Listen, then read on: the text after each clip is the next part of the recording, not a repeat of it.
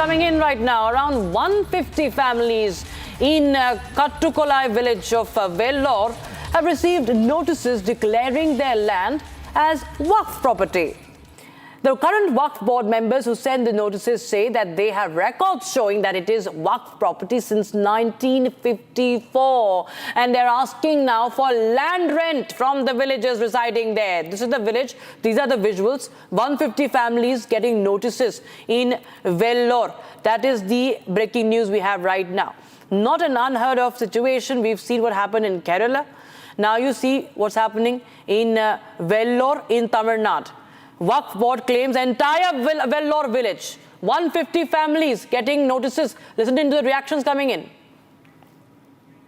As per the records from the 1954 till 1990s, it was just a agricultural land. That is like it was a dry land, and even my father, he has given the petition to the Superintendent of Waqf Chennai and as well as the district collector in the 1991.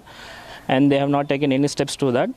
Afterwards, he has taken many steps to stop the electricities or some registration works which was done illegally there. So far the government has not taken any action. So that is why I have given a notice to them to pay the land rent to us. And then, just I have given one notice. And I have planned to give all these records, to submit all these records to the government as well as to our Waqf, so that they have to take some action according to that. Rerun of what happened in Karnataka and Kerala, viewers. We've seen how the Waqf land claims have turned lives upside down.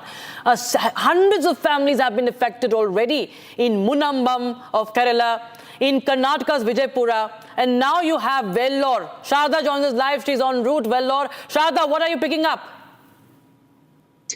Well, this particular news of the Vellore village Kattukollai being under the Waqf came in 2022 initially, that the masjid there gave a notice to the people stating that they would have to pay rent, or even if they have to sell, they need to get the Waqf board's permission to sell. However, after 2022, the Waqf board did not disturb them much. However, now, after the Waqf amendment bill being passed in the central and the state government has now said that they would not implement the Waqf amendment in the state, the masjid is now moved forward to go and ask the people living there of 150 families to pay rent for the houses that they are living in, or give their property back to the masjid. However, the people that claim that the land was either in their forefathers' name and that the land was given to them by their relatives and that it only has their name. However, now with the masjid now claiming that with the resettlement in 1928 happened, and following which in the 1954, everything under the property, under the entire village of Kattukollai came under Waqf board,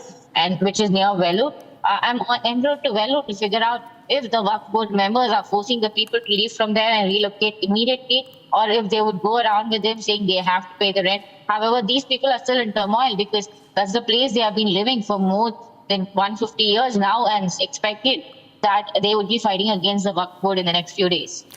Sharda, thanks so much for joining us with those details coming in. Viewers, remember the Munambam village where the 600 families were affected. Viewers, now you have a similar story from 150 villages, 150 families now that have been affected in Vellore. We'll keep a track of more updates. Now